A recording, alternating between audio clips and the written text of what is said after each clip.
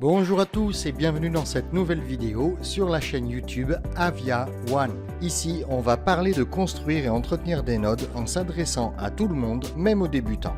Aujourd'hui, nous allons installer le node de Celestia dans la version Testnet Mamaki qui a remplacé le DevNet. Dans cette vidéo, je vais vous révéler toutes les astuces dont vous pourriez avoir besoin pour devenir un pro. Il existe différentes documentations pour installer ce node sur le Testnet Mamaki. Vous trouverez dans cette vidéo de nombreuses mentions référant au journal du coin et c'est normal. Au départ, cette vidéo a été conçue spécialement pour être publiée sur le journal du coin qui avait passé une commande à Avia One de 4 vidéos mensuelles. Lorsque ces 4 vidéos ont été terminées et prêtes à être mises en ligne, cette commande de vidéos mensuelles a été annulée par le journal du coin. L'accord initial n'existant plus, une grosse centaine d'heures de travail ayant été effectuées, j'ai récupéré mes 4 vidéos pour les publier sur ma chaîne. Il est impossible de retirer toutes les mentions référant au journal du coin sans perdre plusieurs heures supplémentaires. Maintenant que vous savez tout et pourquoi vous voyez le journal du coin dans cette vidéo, restons concentrés sur l'essentiel. Concentrons-nous sur Celestia et poursuivons. Comme pour toute installation de node, vous pouvez utiliser la documentation officielle et vous trouverez le lien dans la description de cette vidéo. Aujourd'hui, on va utiliser la documentation d'un développeur et membre de Celestia, celle de M. Zonder. Elle est assez sommaire, mais elle va à l'essentiel avec uniquement les commandes dont vous avez besoin sur une seule page. C'est donc celle-ci que nous allons utiliser, mais nous aurions pu en utiliser une autre mentionnée précédemment. Passons maintenant à la pratique. Connectez-vous sur votre VPS en SSH.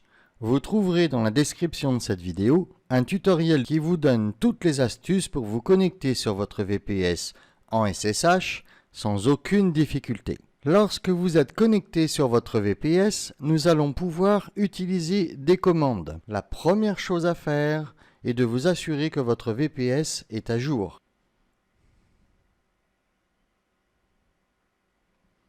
La deuxième chose à faire est d'installer tous les programmes et dépendances dont nous pourrions avoir besoin.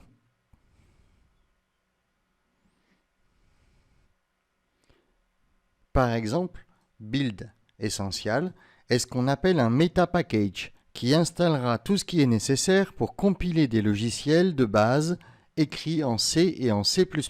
Étape suivante, installation de Golang ou appelé communément Go. Ce langage est développé par Google et est utilisé pour faire fonctionner des nodes avec l'écosystème Cosmos et Tendermint et bien d'autres.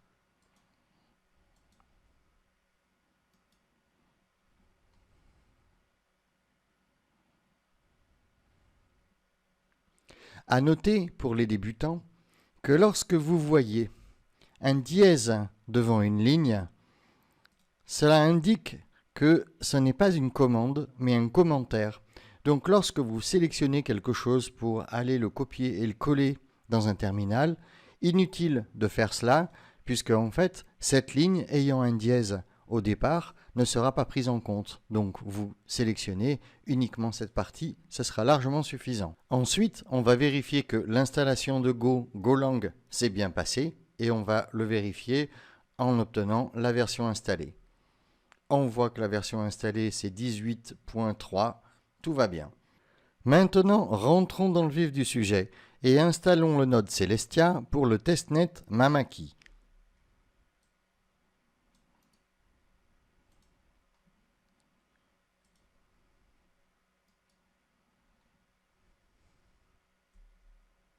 Cela peut être un petit peu long, 1 à 2 minutes. Soyez patient et attendez que votre machine vous montre qu'elle a bien terminé. Vérifions maintenant la version afin de nous assurer que l'installation s'est bien passée.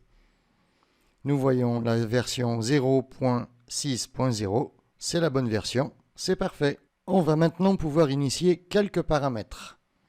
Copions ces lignes et on les colle.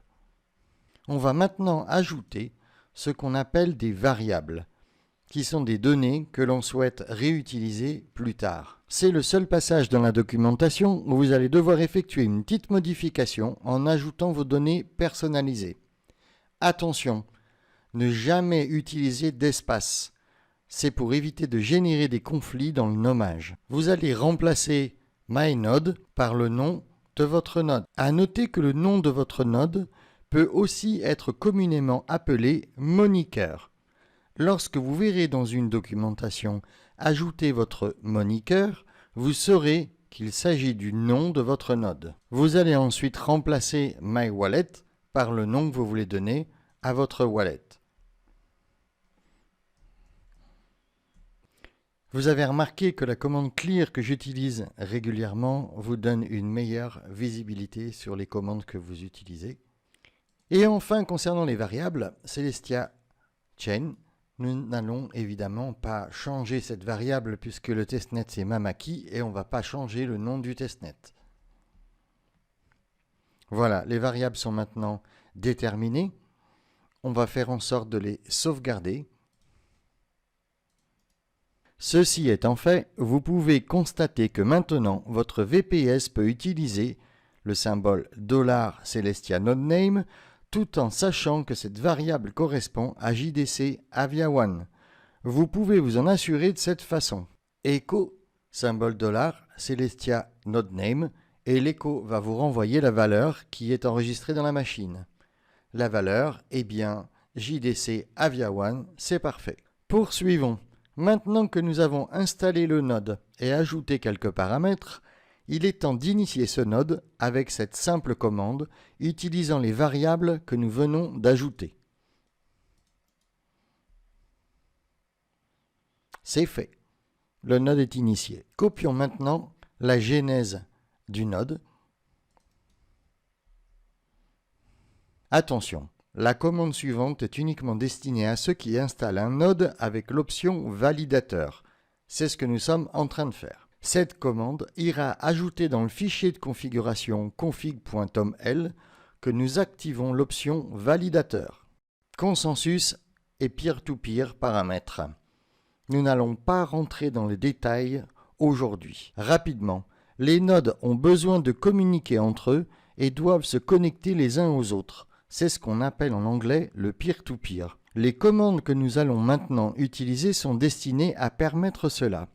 C'est d'ailleurs une difficulté que le testnet Mamaki doit surmonter, parce qu'il utilise une version très récente de Tendermint qui parfois provoque des erreurs de peer-to-peer qui pourra faire décrocher votre node qui va se retrouver isolé avec l'impossibilité de se synchroniser sur la blockchain. À un tel point que vous pourriez vous demander si c'est normal. Lorsque vous allez afficher vos logs, en voyant toutes ces erreurs dans le cadre rouge, vous allez forcément vous demander si votre node fonctionne correctement en voyant les erreurs de peer-to-peer. Pas de panique, oui, c'est normal.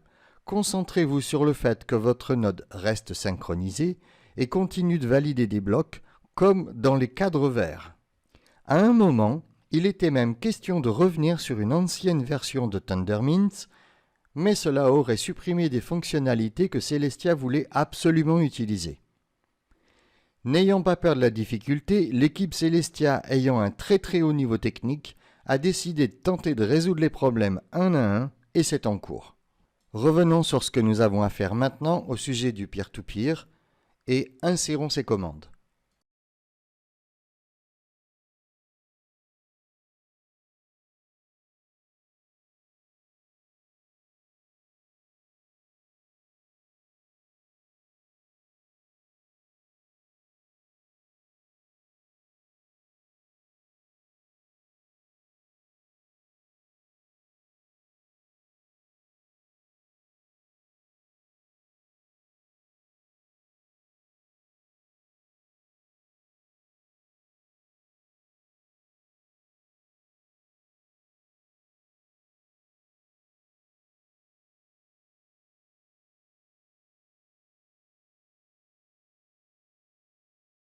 Commandes suivantes n'ont rien à voir avec le peer-to-peer.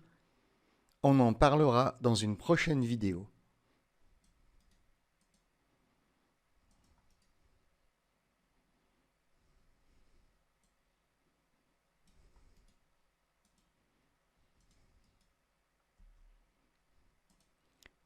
N'insérez pas cette ligne. Elle n'est pas destinée à votre node pour le moment. Ne l'utilisez pas. Ne l'insérez pas. Juste avant de démarrer la synchronisation sur la blockchain, il est nécessaire d'utiliser cette commande qui va faire une remise à zéro pour préparer cette synchronisation. Impossible d'expliquer tout point par point. Copier et insérer cette commande. On va maintenant créer les services. Créer le service est un terme couramment utilisé. On dit souvent créer le service avec systemd. Je pense qu'un jour cela fera l'objet d'une vidéo pour mieux comprendre les commandes que nous allons utiliser. Une méga simplification serait de dire que tout est opérationnel sur un véhicule prêt à fonctionner garé sur un parking. Cependant, pour que ce véhicule fonctionne et se déplace, il faut le démarrer. Nous allons maintenant installer un démarreur et le connecter sur la batterie pour permettre à ce véhicule de démarrer. Pardonnez-moi cette énorme simplification, mais c'est un peu ça. Créons le service.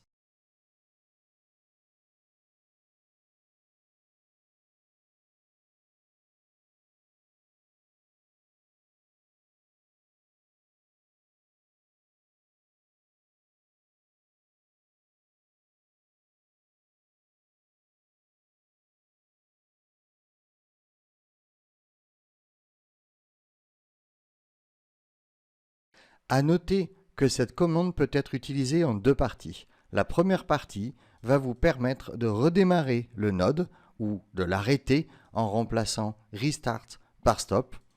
Et la deuxième commande va vous permettre de consulter les journaux, c'est-à-dire les logs. Vous pouvez consulter ces logs sans avoir besoin de redémarrer le node ou redémarrer et automatiquement afficher les logs.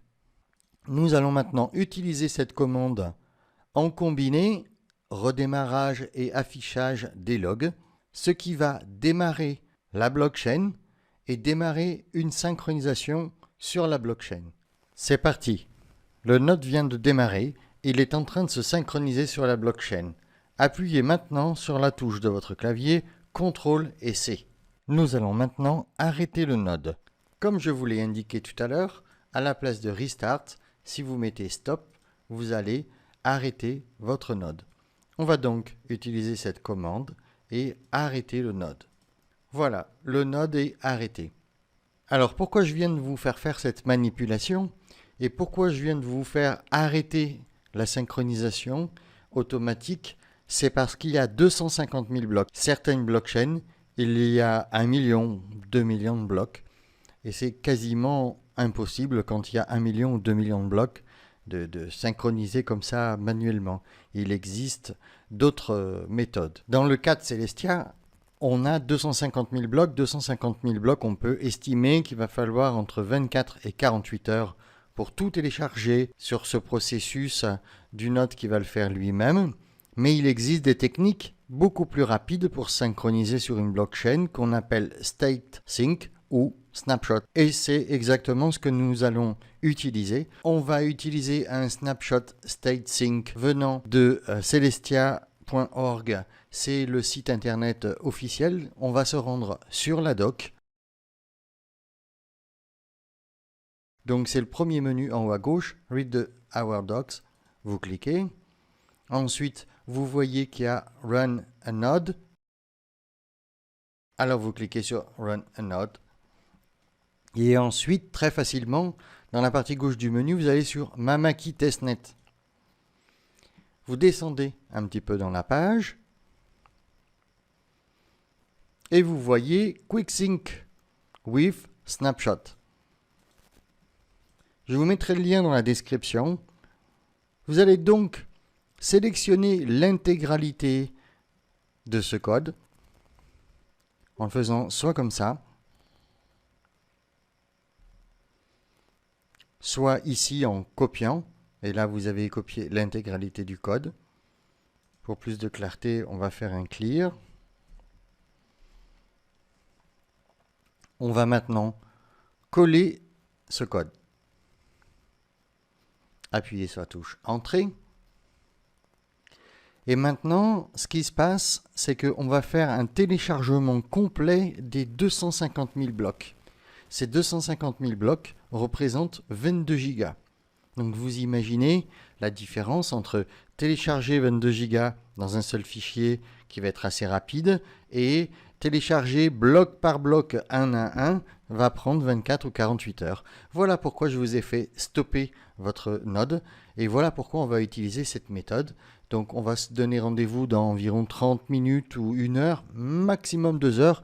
Tout dépend de votre VPS et de sa vitesse de chargement. Mais normalement c'est maximum 2 heures. Donc là, vous voyez, rien qu'en discutant, on est déjà à 4%. On voit qu'on a fait 1 giga. Et on voit qu'on a ces 22 gigas qui sont donc au total à télécharger. Donc rendez-vous dans une trentaine de minutes. Voilà, une trentaine de minutes se sont écoulées. C'est quand même beaucoup plus rapide que 24 ou 48 heures pour télécharger les 250 000 blocs. Je vois que là je suis à 100% du téléchargement, que je viens de télécharger, c'est assez rapide. 30 minutes pour télécharger 22 gigas, c'est pas mal. Et qu'on va pouvoir maintenant passer à la suite. Et donc on va revenir sur la documentation qu'on a utilisée jusqu'à présent. Ce qu'on va faire, on va maintenant redémarrer le node et afficher les logs, puisque n'oubliez pas que précédemment on l'a arrêté, il faut donc le redémarrer. Et là, c'est ce qu'il est en train de faire, il est en train de démarrer. Donc, si entre-temps la blockchain a évolué, qu'on est à 260 000 blocs et que on n'en a téléchargé que 250 000, il va en manquer 10 000. Donc là, il va y avoir que 10 000 blocs à synchroniser. Donc, ça va prendre beaucoup moins de temps. On peut dire qu'une petite heure va être nécessaire pour finir de se synchroniser. Donc vous voyez que précédemment je vous montrais les nombreuses erreurs qui sont en rouge. Donc le testnet Mamaki, c'est vraiment un testnet qui est très très particulier. D'habitude il n'y a pas ce genre de problématique. Le testnet Mamaki n'est pas le plus simple à installer. Il y a quand même pas mal de pièges et pas mal de difficultés si c'est votre première installation de node. Pour vous montrer la différence avec un mainnet sur lequel je suis validateur, c'est le mainnet Constellation. Voici les logs. Vous voyez que là, c'est que du bonheur. C'est tout en vert. Il n'y a pas de problème particulier. Et donc là, on se stresse beaucoup moins. Donc on va attendre un petit peu que ça télécharge. Et puis là, ce qu'on peut faire, c'est un CTRL-C. Donc je vais vous montrer quelque chose. Là, si je fais un CTRL-C, donc j'ai pas, avec ce CTRL-C, pour bien vous expliquer, j'ai pas arrêté le processus qui continue de télécharger des blocs en tâche de fond. J'ai juste arrêté la visualisation, le défilement de mes logs de mon journal. Et je vois d'ailleurs que là, il essaye de faire quelque chose aux environs du bloc 223 771. Si on regarde dans la doc et on va un peu plus bas que la création du wallet, on voit ici où il y a marqué warning qu'il y a une commande. Et si vous prenez cette commande et que vous faites ça, ça va vous montrer l'état de votre node avec le chargement des blocs. Et là, vous voyez que le dernier bloc que vous avez téléchargé, c'est 223 770. Donc ça confirme que vous avez bien téléchargé tous les blocs avec le snapshot, que le snapshot a confirmé. Mais maintenant, ce qu'on peut faire, c'est sans prendre l'intégralité de cette commande, vous prenez uniquement de statut à curl, vous copiez et là vous collez et vous allez voir, vous allez obtenir un résultat, un affichage différent. Voilà, donc là, l'affichage est différent. Et ici, je vous recommande d'ailleurs principalement d'utiliser cette commande et de ne pas utiliser la première commande que je vous ai montrée, il y a marqué grep block egg, ça ne sert pas à grand chose. Utilisez uniquement celle-là qui termine par statut et qui commence par curl, qui là va vous montrer en fait le dernier bloc, vous voyez, dernier bloc chargé, c'est celui-là, et il vous montre le statut. Et là, en fait, il vous dit que vous êtes à files, ce qui normalement indique que vous avez téléchargé l'intégralité des blocs et que vous êtes à jour sur la blockchain, parce que sinon, si vous n'êtes pas à jour, à la place de files, vous allez avoir true, T-R-U-E. Voilà les choses pour cette petite précision. Quand vous serez validateur, vous allez avoir un pouvoir de vote, donc qui sera normalement à 0 si vous n'êtes pas actif, et si le validateur est actif, vous verrez en fait votre pouvoir de vote. Alors on va revenir sur la doc, Et vous voyez que on s'était nous arrêté à ici, à la création du service, où ensuite on était allé faire un snapshot. Ensuite, on a redémarré et synchronisé. Ensuite, une fois qu'on est synchronisé, donc vous avez fait utiliser cette commande, pour essayer de ne pas vous perdre, je vous remontre, je vais essayer cette commande qui vous montrait si vous étiez synchronisé ou pas. Et entre-temps, j'avais volontairement sauté le passage de la création du wallet. Il y a beaucoup de documentation qui vont vous faire créer le wallet rapidement. Et c'est quelque chose auquel je ne procède pas, je vais vous expliquer pourquoi. Parce que au moment où vous créez votre wallet, ensuite, une fois que le wallet est créé, vous n'êtes pas encore synchronisé sur la blockchain. Tout le monde veut aller vite. Vous allez vite aller sur le faucet pour récupérer des tokens gratuitement. Et sur le faucet, votre wallet, il va effectivement pouvoir obtenir des tokens. Ensuite, vous allez essayer de voir sur votre node si vous avez vos tokens. Et vous allez vous dire, non, mes tokens, ils ne sont pas dans mon wallet. Ce qu'il faut comprendre, c'est le fonctionnement. Votre wallet que vous allez créer tout au départ, vous ne pourrez le lire que lorsque vous serez synchronisé sur la totalité de la blockchain. Tant que vous n'êtes pas synchronisé sur la totalité de la blockchain, vous ne pourrez pas accéder aux informations de votre wallet. Donc, en fait, ça sert à pas grand-chose de se précipiter, de créer son wallet dans les premiers pas, de vite aller chercher des tokens. Non, prenez votre temps, faites votre installation, synchronisez-vous sur la blockchain, vérifiez que vous êtes synchronisé et une fois que vous êtes synchronisé, vous pouvez créer votre wallet. Procédons donc à la création de ce wallet. Pour ceux qui sont dans l'étape d'une restauration de node et de réinstallation, vous pouvez restaurer votre wallet que vous aviez précédemment. Il y a juste une petite différence et à la fin vous avez 2-recover. Si vous utilisez cette commande avec 2-recover, ça va vous demander la seed phrase avec les 24 mots et vous pourrez récupérer votre wallet qui était existant. Pour ceux qui n'ont pas encore de wallet, utilisez simplement cette commande. Vous allez la copier, la coller.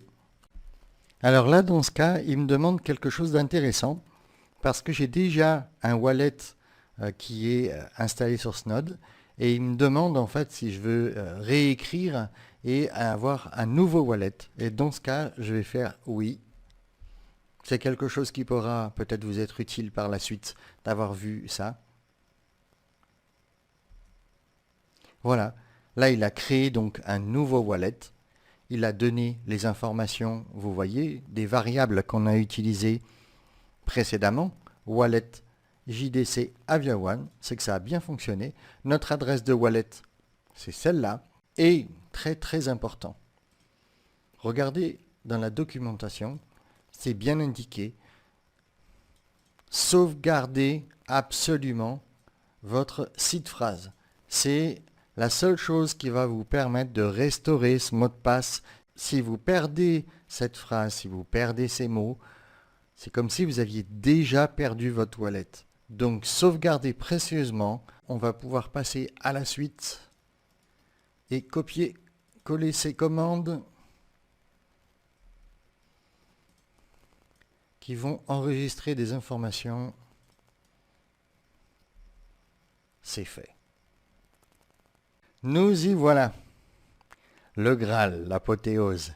Obtenir des tokens gratuitement qui vous seront automatiquement déposés dans votre wallet que vous venez de créer.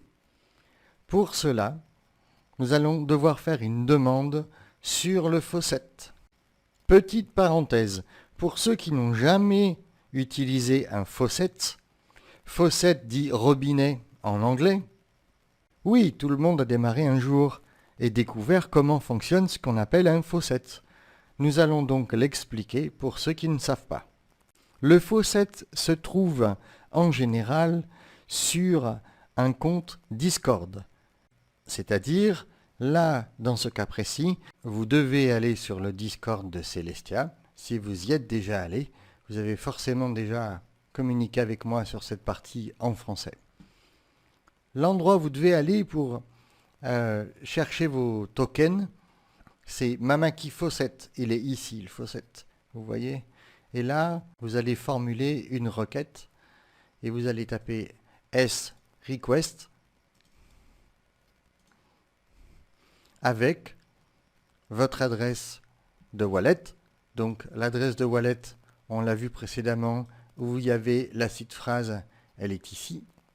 Donc vous allez copier cette adresse de wallet.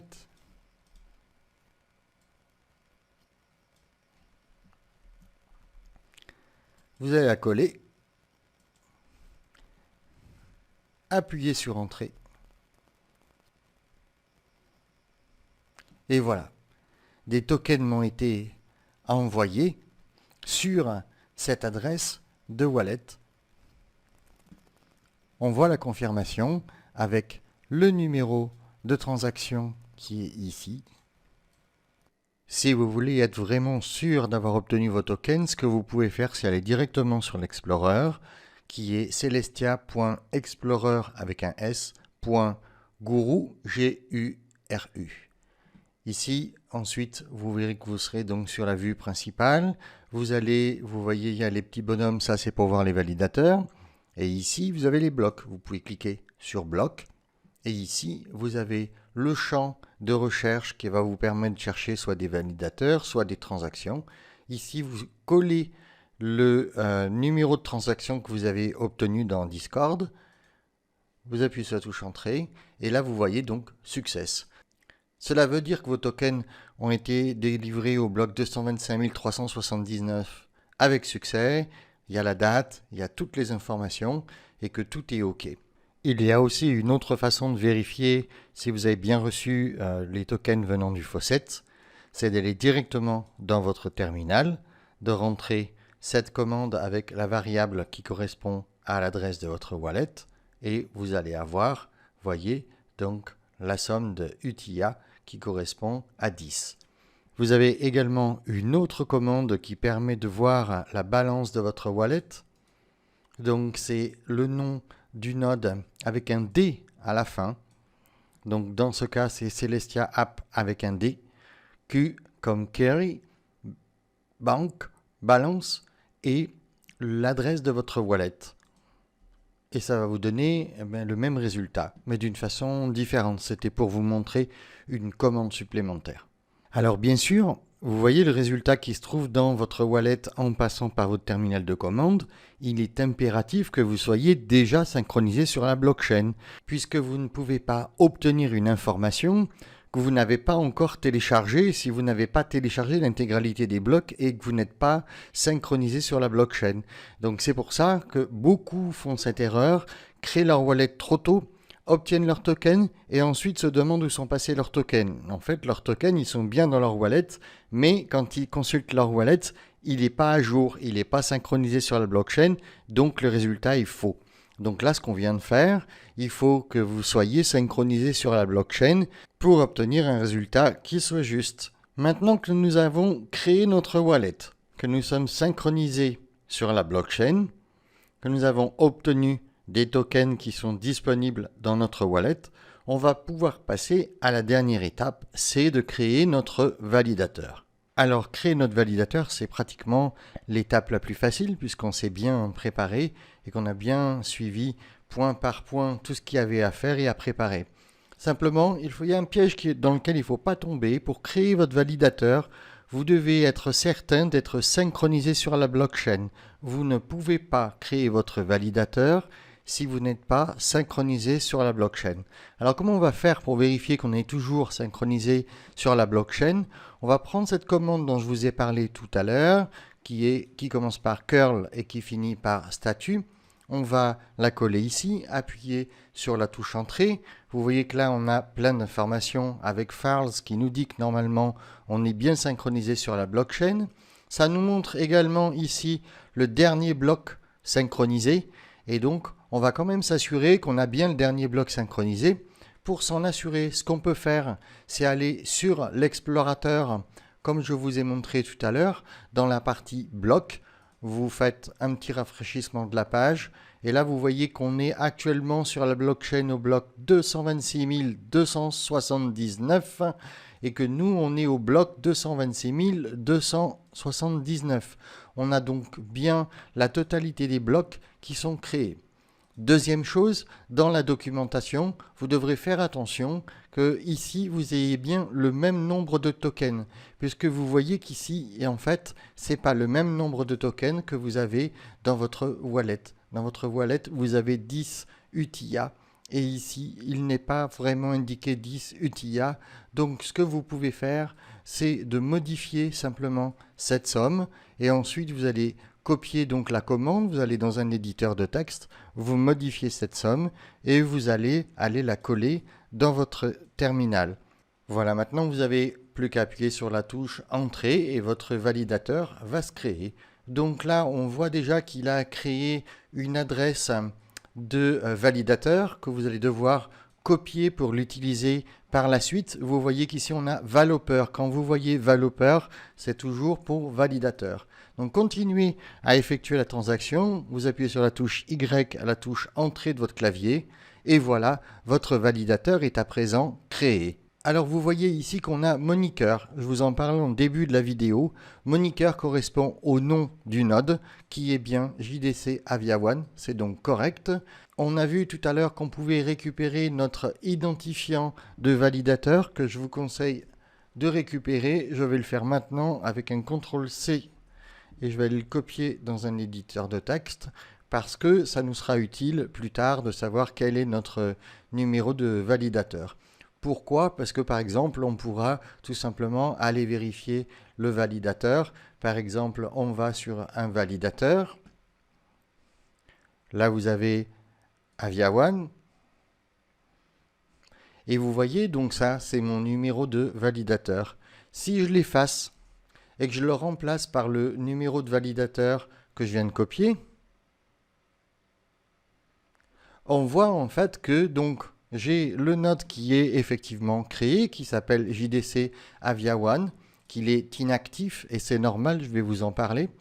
Il n'est pas en prison, in jail, et que tout normalement fonctionne bien. Il a actuellement un pouvoir de vote de seulement 10 TIA. Alors concernant être inactif ou actif, j'ai souvent cette question sur le Discord et c'est vrai que c'est quand même plus agréable d'être dans la liste des validateurs actifs et de pouvoir voir en fait qu'on est dans cette liste et il y a 150 validateurs. Sur d'autres blockchains c'est 300, en général c'est 100 et là dans ce cas-là c'est 150. Et vous voyez que le dernier a un pouvoir de vote de seulement 200 UTIA. Alors 200 UTIA, je dis seulement, mais c'est vrai que quand on crée le validateur, on n'en a que 10. Donc 200, c'est déjà bien. Et là, il est dans la liste des validateurs actifs. Admettons que quelqu'un arrive et qu'il ait un pouvoir de vote de 201 UTIA. Eh bien, comme il n'en a que 200, il va automatiquement passer validateur inactif. Et là, vous allez vous dire, ah mais je ne comprends pas pourquoi je ne suis plus dans la liste. Vous n'êtes plus dans la liste parce que vous n'avez pas assez de tokens, vous n'avez pas assez de pouvoir de vote. Et donc, en fait, pour être dans la liste des validateurs, la bataille se joue au pouvoir de vote. C'est-à-dire, plus vous avez de tokens et plus vous allez monter dans la liste des validateurs.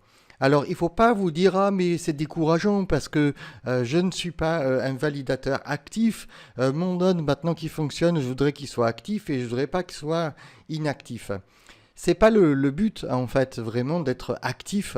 Le but, c'était de monter ce node, de le faire fonctionner. De toute façon, il n'y a aucune récompense derrière pour le prochain testnet qui va être un incentive testnet. Ça ne va pas vous aider. Je vous garantis que là, il ne faut pas attendre de récompense de ce côté-là.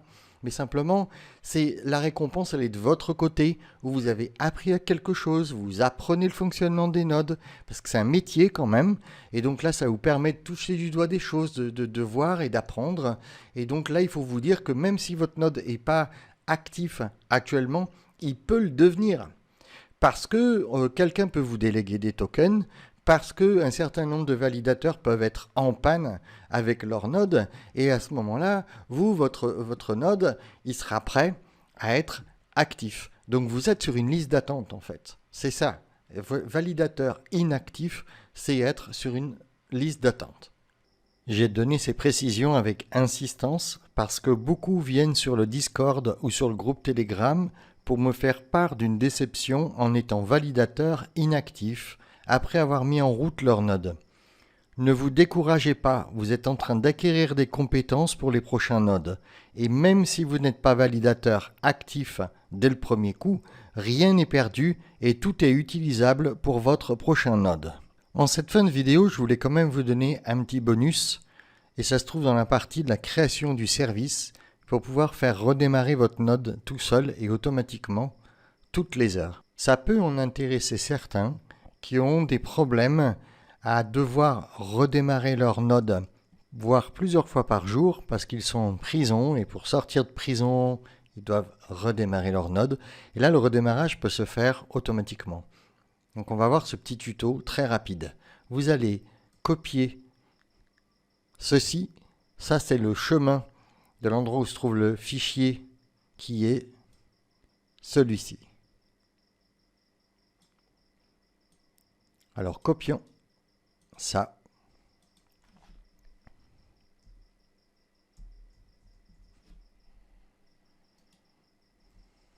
Avant, on va ajouter sudo, c'est pour les permissions. Nano, c'est pour indiquer l'éditeur de texte dans votre machine. Ensuite, on colle le chemin. Ensuite, on va chercher le nom du fichier, on le colle et on appuie sur la touche Entrée. Ici, vous voyez un certain nombre d'informations qui sont d'ailleurs les mêmes que celles qui sont dans la documentation puisque c'est celles que vous avez insérées. Dans ce fichier, vous allez faire une modification ici. À la place de failure, vous allez écrire always.